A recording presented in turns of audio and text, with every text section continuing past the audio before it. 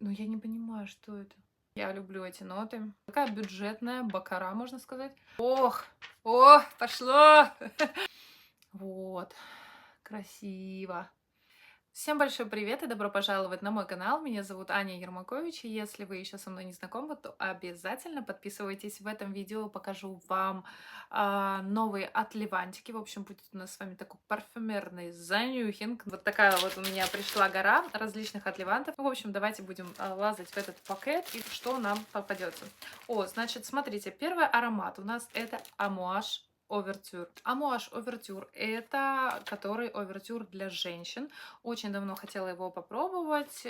Ну, знаете, это очень классный аромат, я вам могу сразу сказать, потому что он бренд Амуаж, будем честными. Потому что я люблю бренд Амуаж, и мне кажется, что все ароматы, которые они делают, это супер-мега прекрасно. Аромат на тему алкоголя, кожи, такой, знаете, небольшой, ну, кожа, вот знаете, здесь преобладает, особенно вот на бумажке. Очень-очень приятно это пахнет. Но, вы знаете, это такая история, мне кажется, больше для осени, прохлады, для кожаны. Идете, красивая.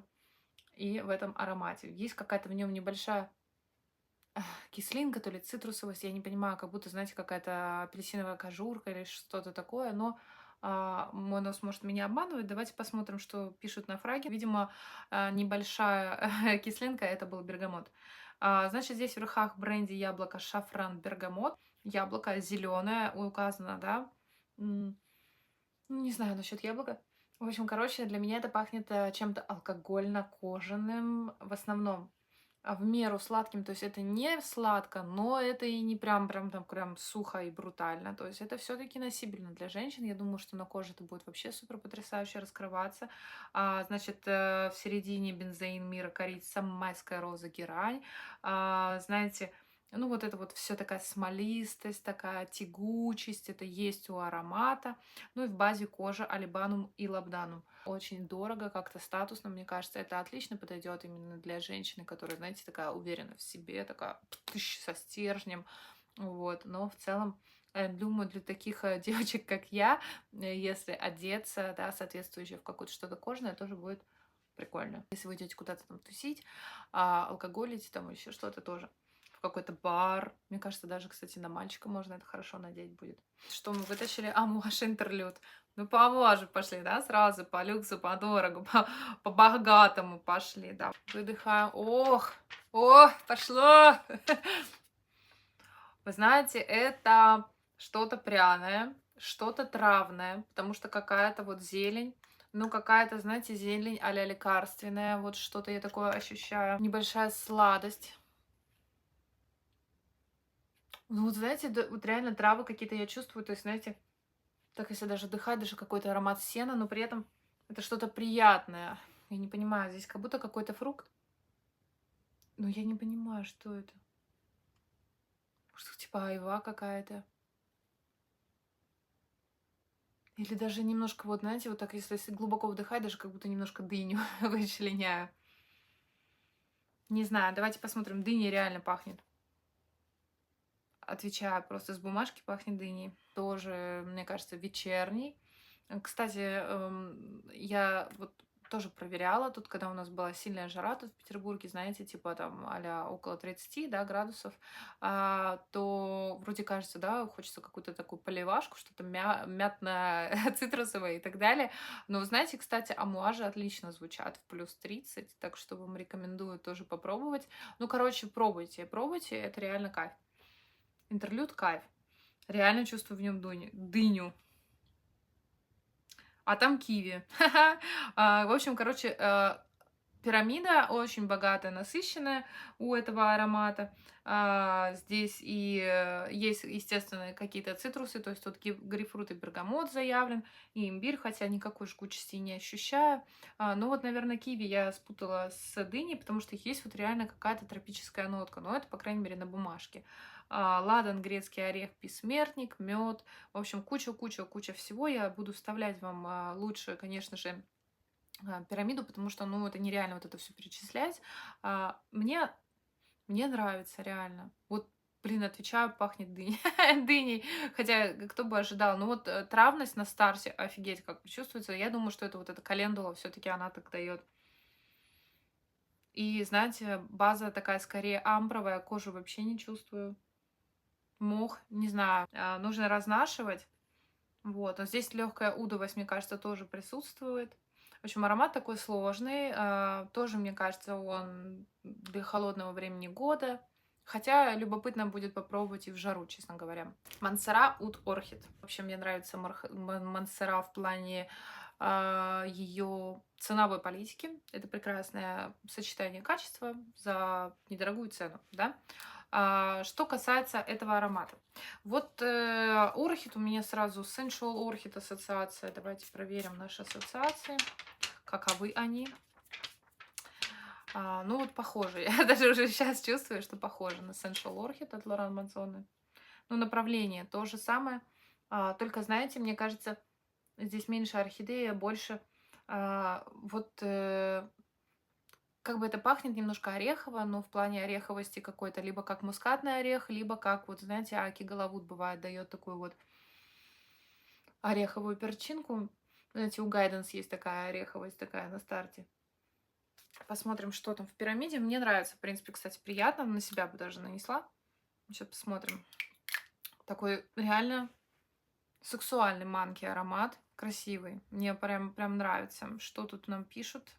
Кокос, персик, мандарин, орхидея, пачули, древесные ноты, ваниль, белый мускус, амбра. Ну вот видите, не говорят ничего про перчинку, а она мне была на старте. Вот. Ну вот это кокос, орхидея, вот это все. Это просто супер. Я люблю эти ноты. Что кокос, что орхидея. Так что я думаю, что буду носить этот аромат с большим удовольствием. Аромат прекрасный. Есть же такие, да, темы. Кто-то манталевец, кто-то мансеровец. В общем, мне кажется, что я больше манталевец. В общем, больше поклонник манталя, чем мансеры, потому что что-то с мансерой как-то мне не удается подружиться. Но, тем не менее, аромат этот мне понравился. Вот он мне кажется прям сексуальный. Знаете, вот прям, не знаю, если он будет еще классно держаться и шлейфить, то прям цены ему нет, реально. Хороший аромат. На тему орхидеи. Если вы любите орхидею, то я думаю, вам должен понравиться, потому что вот он именно, вот знаете, вечерний. Вот знаете, куда-нибудь в ресторан сходить, не знаю, в клуб сходить, типа вот в таком вот стиле, вот, да, то есть где вы такая вся красивая. Ага, как орхидея. Итак, перейдем к следующей парфюмерной композиции. И что мы достали с вами? Arte Olfato Color del Sole. Дель Соле. Да, именно так это прочитала. Классный аромат. Кстати, давно хотела его попробовать, потестить. Аромат на тему баккары. Такая бюджетная баккара, можно сказать. Все пишут, что это лимонная баккара. И действительно, вот прям с бумажки это прям лимон, прям реально лимон такой, знаете, типа как итальянский лимон, такой прям ядреный, прям кайф. Вот, красиво, красиво. Но этот аромат точно нужно пробовать на руке. Давайте нанесем сразу. Да, но здесь лимон, прямо знаете, как лимонный сок, который выжили, прям потрясающе. Ох, честно говоря, я уже знаю о том, что много отзывов читала на тему того, что лимон быстро улетает очень, и это печально, потому что, вот знаете, еще зависит от погоды. Мне кажется, когда более жаркая погода, то, естественно, ну, то есть цитрусы, они как более летучие компоненты, они, конечно, быстро улетают, и чем выше температура, тем они быстрее слетают, но я думаю, что более холодную погоду это будет прям, знаете, такой глоточек лета. Значит, в остальном это очень похоже на бакару, только без вот этих вот больничных аспектов, да, без йодовости какой-то, да, там определенной как бакаре. Хотя мне очень нравятся вот эти все больничные темы. Очень красиво, кстати, вот честно признаюсь вам, я не удержалась, попробовала этот аромат, как только получила от Леванта эти в руки, сразу же облилась им полностью, и он звучал менее лимонно, менее цитрусово, потому что, видимо, было пожарче все-таки погода. Сейчас прям лимон хорошо, но вот это вот, знаете, сладость вот этих вот карамельных, там, сахарных петушков, которые, да, как когда описывают бакару, применяют эти эпитеты. В общем, здесь, в принципе, вот эта вот сладость, чисто как в бакаре, вот эта амбровая сладость, вкусный, прекрасный аромат. Я слышала о том, что у него хорошие технические характеристики, что он хорошо держится, что он хорошо шлейфит, поэтому если вот как такая замена бакары, отличный вариант, еще и плюс лимончик. Вот. Так что вам рекомендую тоже попробовать этот аромат. Amouage Blossom Love. Значит, Amouage Blossom Love. Долго я, в общем, с этой покупкой затягивала от Леванта, потому что как-то, короче, я его тестила в магазине, он мне не очень понравился, если честно. Хотя я фанат бренда Amouage. Вот. Ну, прям сейчас чувствую. Мыло дав. Немножко есть в нем мыльность, причем вот это мыло дав, именно мыло дав, вот это вот, знаете, белое классическое мыло, очень похоже, только немножко с цветочками, вот. Знаете, вот этот вишневый цвет или что-то такое. Ну, аромат на самом деле очень приятный на тему, знаете, такой легкости, чистоты, пудровости, такой легкой мыльности. То есть аромат понравится, мне кажется, тем, кто любит именно такие воздушные, легкие цветочные композиции. Но это не что-то не такое, не водянисто, кристально-прозрачное, да, там цветочное, да, там, а именно вот такие вот слегка припыленные, слегка мыльные цветочки, розовенькие, маленькие, хорошенькие. Смотрим на фраг, что говорят нам. Значит, в верхах у нас гелиотроп. Да, действительно, есть такая, ну вот эта вот сухость, пудровость, да. Вот эта вот мыльность, которая есть и вот напоминает мыло Дав, это и есть иланг-иланг, реально. Да, это вот именно он. Даже небольшая какая-то медовость, знаете, ощущается. Но аромат приятный. Вот, не знаю, медовость какая-то мне ощущается. Знаете, вот как пахнут соты. Может быть, это тоже иланг такой выдает. Вот. Сочетание иланга с розой. Не знаю. Очень приятный аромат. Но мыло дав. Но так как это амуаж, мы это будем носить. Ну, в любом случае, понимаете? Потому что это амуаж, потому что мы это любим. Нет такого, чтобы я, вот, знаете, еще пока ни один аромат, наверное, от амуаж я не зафукала. Все они мне очень нравятся, все они мной горячо любимые. А, и, знаете, вот все хотелось бы офлаконить, но денег не хватит, конечно. Очень приятный аромат. Легкая медовость.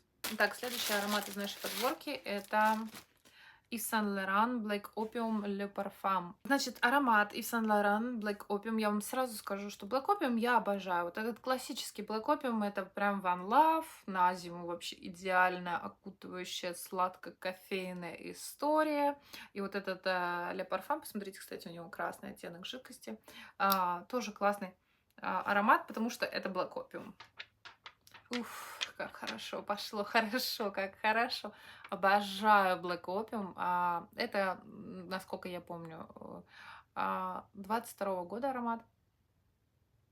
Уф, прямо сильно пахнет. Прямо такой кофе. Знаете, даже какой-то амаретто, мне кажется. Ну, потому что это очень насыщенно. Это, кстати, отличается от классического Black Opium. Мне кажется, классик помягче. Очень приятно, но что-то такое прям свербящее. Ну, я думаю, что это просто, во-первых, на бумажке. Так, посмотрим, что там по пирамиде у нас. Корица, груша, зеленый мандарин. Возможно, вот корицу я приняла, да, вот за какой-то амаретто, то есть какая-то пряность. Средние ноты. Мне очень нравятся солнечные ноты. Солнечные ноты. Что они этим хотели сказать? Я не знаю. В общем, здесь заявлена груша, мандарин, да, в верхах, коих я по большому счету не ощущаю. Возможно, немножко свербит вот это вот цветок апельсина. А так в базе тут ваниль, ваниль, ваниль всякая разная, кофе, пачули, ванильная орхидея. Ну, это как бы, вот это опиум, он такой окутывающий, мягкий, сладкий. Ну, кстати, он в меру сладкий, я бы не сказала, что он прям приторный. Мне кажется, кстати, что обычный опиум гораздо более сладкий. Или я просто плохо помню этот аромат. Но у меня нет его в коллекции. Но я вам хочу сказать, кстати, что я уже тоже не удержалась, потому что я фанат Блэк попробовала его сразу, как получила посылку, и нанесла его обильно так вот на шею, и он на одежде хорошо задержался, прям стойкость у него приличная. Короче, вообще молодчик. Даже думаю, что нужен мне, короче, во флаконе, потому что, ну, все-таки для меня это такая некоторая классика. Вот. Обожать, любить всем сердцем. Так, значит, Cartier для Пантер Парфам, версия Парфам. У меня был этот аромат от Cartier, причем я его там полностью израсходовала. По-моему, у меня был формат 50 миллилитров парфюмированной воды. Я его люблю, это такой цветочный шипр, это просто что-то потрясающее, что-то на богатом, что-то на для женщин, которые знают себе цену, типа того. Сейчас будем с вами тестить. Я не пробовала сама еще его. Да, вот это вот пантерное ДНК, оно присутствует, это точно. Цветы. Но он немножко, мне кажется, отличается все-таки. Либо он просто более на старте такой насыщенный, ему надо подразойтись. Ой, я думаю, надо нанести на себя, потому что тут вот с бумажки, конечно, совершенно все непонятно. Ну, во-первых, вначале почему-то пахнет сладко. Не знаю, мне кажется, что не было такого вот, то ли, ну вот я не помню, какая у меня парфюмированная либо туалетка, но вот не было там такого. У меня была такая, знаете, которая в квадрате, квадратная такая пантера. Вот. Потому что мне казалось, что больше все-таки было какой-то шипровости в том аромате. Либо это у меня был достаточно старый выпуск, то есть он был такой сухой, слегка ретровый. Этот, кстати, звучит менее ретрово, мне кажется. Весьма современно. Такой современный, дорогой аромат. Но он не похож, честно говоря, на предыдущий. Так посмотрим, когда вообще вышел этот аромат. Выпущен, кстати, в 2020 году. Я свой аромат покупала, наверное, году в 14-15 он у меня был. Ноты аромата: абрикос, мох, османтус, пачули, гордения, мускус. Вообще ни одной ноты не угадала. Вы знаете, я думаю, что эта композиция пахнет более современная, и она красивая. Я люблю вот этот аромат Cartier Pantera. Эта версия реально, вот я сейчас прочитала про абрикос, и вот я теперь понимаю, что это реально абрикос. И знаете, как бы это реально звучит современно. И мне это не нравится. Ну, конечно, я буду разнашивать, буду пробовать в разное время. Возможно, знаете, мне кажется, в более холодное время будет поприкольнее садиться это. Франк Бакле Хамелеон. Итак, значит, сейчас будет тоже признание, признание в совершенном преступлении, а именно в том, что я уже пробовала, тестировала этот аромат на себе, и я могу сказать вам спойлер, он мне очень понравился. Это, повторюсь, Франк Бакле аромат, называется «Хамелеон». Сейчас мы с вами посмотрим, когда он там был выпущен, в 2023 году, то есть это, можно сказать, относительная новинка. Классный аромат, прямо он мне безумно нравится, он меня прям уносит, знаете, в пучину каких-то цветов невероятных. Короче, безумно женственный аромат. Не знаю, почему он не популярный. Наверное, после того, как у Фрэнка Бакле вышел однажды кокаин, теперь все боятся вообще этого бренда, считают, что он максимально спорный. Это нет. Совершенно не так. Потрясающий аромат. Вообще, кстати, у Фрэнка Бакле много классных ароматов. Вот, хамелеон это один из них. Ну, реально классный. Я даже вот хочу парфюм, ну, в смысле, флакон, чтобы у меня был. С удовольствием его разношу. Очень, повторюсь, женственный аромат. Белоцветочный, сладкий в меру. Ему, мне кажется, нужен воздух. И, знаете, ощущаю его как что-то жасминовое. Такое ощущение, что я уткнулась просто носом в жасмин. Ну, знаете, вот он такой немножко переливается от туберозы к жасмину, от жасмина к туберозу. Но там есть еще некоторые разные, там, по-моему, если не ошибаюсь, есть ореховость, да, в базе там есть миндаль, сандал. Он, кстати, неплохо держится. Не могу сказать, что убийственно, но хорошо держится. Я думаю, что первое время он будет неплохо шлейфить. Но с моей кожей его точно нужно обновлять. Вот. Как-то не могу расчленить вообще это на ноты, то есть я не чувствую здесь какой-то цитрусовости, но я думаю, что, наверное, она здесь есть, иначе это бы скатилось совершенно в откровенную какую-то белоцветочность, во что-то плоское. Этот аромат не плоский, он мне нравится, он очень классный, реально хочу флакон. очень классный. Прям давайте мы его тут его вот так вот сделаем. Я, кстати, многопшичник. Короче, человек, который делает много пшиков. Вот, потому что люблю обливаться парфюмом. Люблю... Ну, для чего тогда еще нужен парфюм, если, извините, им не обливаться? Короче, рекомендую вам познакомиться с этим ароматом. Очень класснючий. Вообще, в яблоке стоит. Можно там облиться и походить в нем. Классный. Так, ну и последний аромат у нас с вами на сегодня, который мы достали, это Trussardi Passeggiata in Galleria Vittorio Emanuele. Что значит Passeggiata? Кстати, надо будет перевести, даже не знаю, что это такое. Галерея Витторио Эммануэле, я знаю, что это такое. Это, в общем, галерея, которая находится в Милане. Я там была не один раз. В общем, это такой, типа, как современный торговый центр в историческом здании. Вот. В общем, аромат этот очень популярный. Вообще, мне вот эти собаки все очень нравятся. Trussardi. Вообще фанат бренда Trussardi. Вообще фанат итальянской парфюмерии, если честно. Потому что итальянцы, они знают толк в том, как вкусно, дорого пахнуть и как красиво себя подать. Этот аромат не исключение. Он безумно, вот просто безумно красавчик. Ну, красавчик. Ну, вообще, прям, ну, солнышко мое. Это, знаете, это прям фундучок. Прям такой шоколад с фундучком. Прям вообще, прям потрясающий аромат. Извините, что я начинаю говорить как дурочка, потому что, вы знаете, в окружении всех этих парфюмов я начинаю чувствовать себя гораздо более счастливым человеком. Вот. Это очень приятно. Это так по-гурмански, так сладко, фундучно, даже немножко кофейно, я бы сказала. Давайте посмотрим с вами, что нам говорят на фрагрантике. Значит, аромат 2020 года. Да, 20-го, я думала, он раньше будет выпущен, ну ладно. Хотя уже что, с 2020 года уже 4 года прошло, да, извините. Лесной орех, кофе, корица. Да, это мы ощущаем прям конкретно. Тубероза, кокос, жасмин, самбак.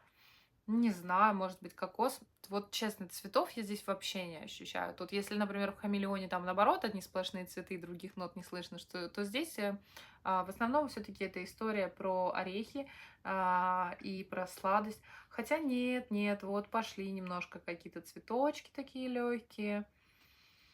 Ну, они, знаете, так вот, они чисто для поддержания композиции, для того, чтобы аромат был более переливчатым, более сложным, мне кажется. Ну, это гурманская история, определенно очень красивый аромат. А по поводу его стойкости шлейфа не знаю. Давайте посмотрим, что на этот счет нам говорит фрагрантика. Фрагрантика говорит, что это средний по стойкости и средний по шлейфу аромат. Думаю, значит, что он держится, наверное, не больше 4 часов. Посмотрим. Я еще мечтаю об аромате, который с яблочком, который Via della Spiga. Очень хочу его тоже офлаконить. Боюсь, что это тоже, наверное, надо мне, потому что тут на зиму тоже хорошая история. Вы знаете, я вообще фанат флаконов. Вот, но у меня их не так много, потому что я, повторюсь, я не так давно начала увлекаться вот этим всем вот этим парфюмерной всей этой историей. И сейчас у меня, знаете, такой период, когда я, ну, пробую что-то новое, конечно, пробую новинки, но и в том числе закрываю свои парфюмерные гештальты и молодости, например, там какие-то люксовые парфюмы покупаю для того, чтобы вот они у меня просто были, знаете, там то, чем я пользовалась в своей юности. Вот. В общем, на этой прекрасной ноте, на этом прекрасном аромате я хочу закончить свое видео. Оно и так, наверное, получилось слишком длинным. Спасибо вам, что были со мной и посмотрели его. Для вашего удобства оставила тайм-коды в описании. В общем, переходите и смотрите. Подписывайтесь на канал, ставьте видео лайк и обязательно пишите в комментариях, что у вас есть из этих парфюмов, что вам тоже нравится, возможно, тоже не нравится. Так что буду рада общению с единомышленниками. Всем до скорой встречи в новых видео. Пока-пока.